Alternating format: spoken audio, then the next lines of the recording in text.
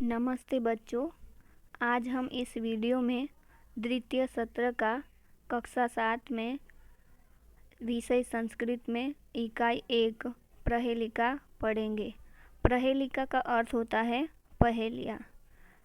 पहली प्रहेलिका देखो बच्चों।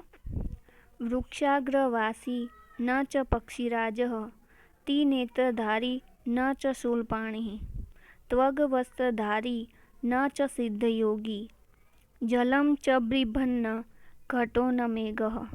तो इसका अनुवाद ऐसे है कि वृक्षाग्रवासी यानी कि वह पेड़ की टोच पर रहता है, न च पक्षी राजा फिर भी पक्षियों के राजा गरुड़ नहीं है, त्रिनेत्रधारी न च शूलपाणि यानी कि 3 आँखें वाला है फिर भी वह त्रिशूल को धारण करने वाले भगवान शिव नहीं, त्वग वस्त्रधारी न च सिद्ध योगी यानी कि वल्कल वस्त्र धारण किया है फिर भी वह सिद्धि प्राप्त करने वाला योगी नहीं है, जलम च बिभन्न घटो न मेघः जिसने पानी को धारण किया है फिर भी वह मटका या बादल नहीं।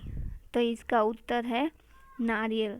नारियल जो होता है वह पेड़ की टोच पर रहता है, उसकी 3 आँखें होती है, उसका छिलका वल्कल वस्त्र जैसा होता है और उसमें पानी भी होता है।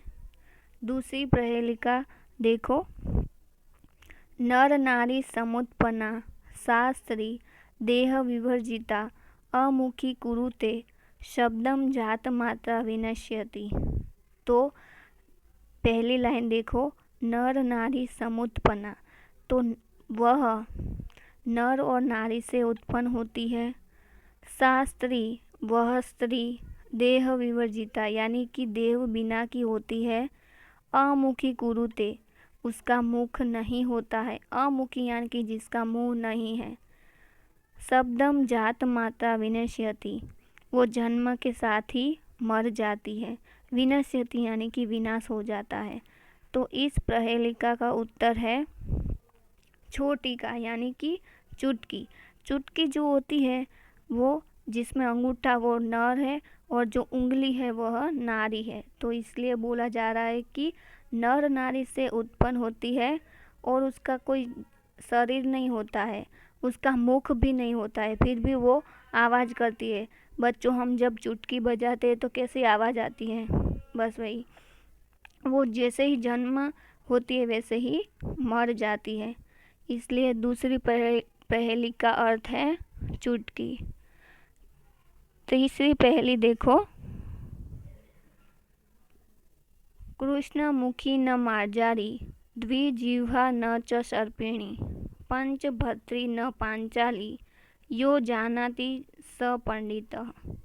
तो काले मुख वाली है फिर भी बिल्ली नहीं, कृष्ण मुखी यानी कि काले मुख वाली, मार्जारी यानी कि बिल्ली, काले मुख वाली है फिर भी बिल्ली नहीं। द्विजिह्वा, द्वि यानी 2, जिह्वा यानी कि जीभ, न च सर्पिणी, सर्पिणी यानी कि नागिन, 2 जीभ वाली है फिर भी वह नागिन नहीं। पंचभत्री न च पांचाली, पंचभत्री यानी 5 पतियों वाली, न पांचाली यानी कि वह द्रौपदी, पांचाली यानी कि द्रौपदी, तो 5 पतियों वाली है फिर भी वह द्रौपदी नहीं। यो जानाति स पंडित, जो जानता है वह पंडित है। तो इसका जवाब है लेखनी यानी कि कलम। कलम जो होती है उसका मुख कैसा होता है बच्चों?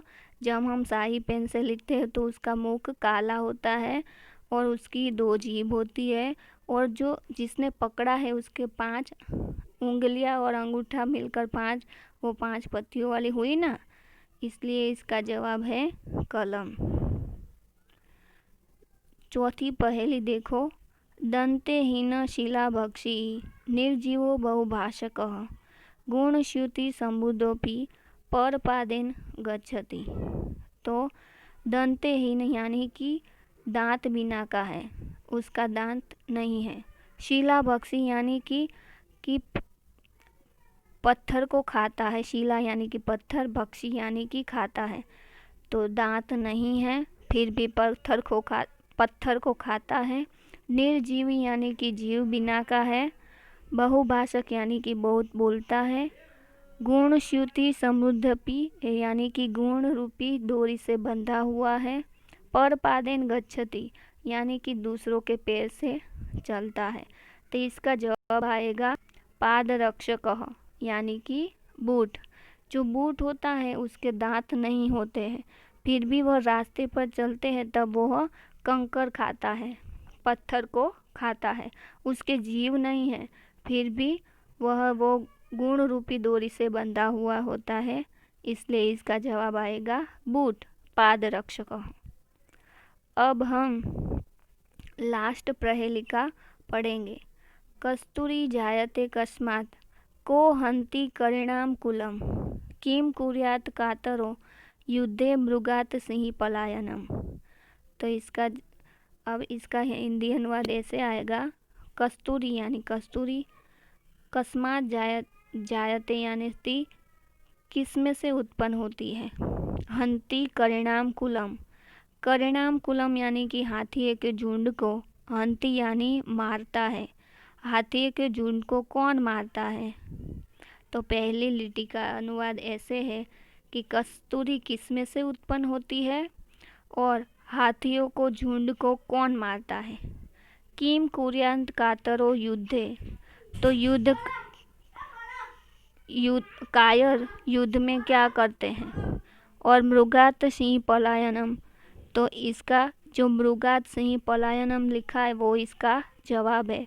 इस प्रहेलिका को अंतरालाप प्रहेलिका पण बोल सकते हैं। तो इसका जवाब है कस्तूरी मृगात् जायते।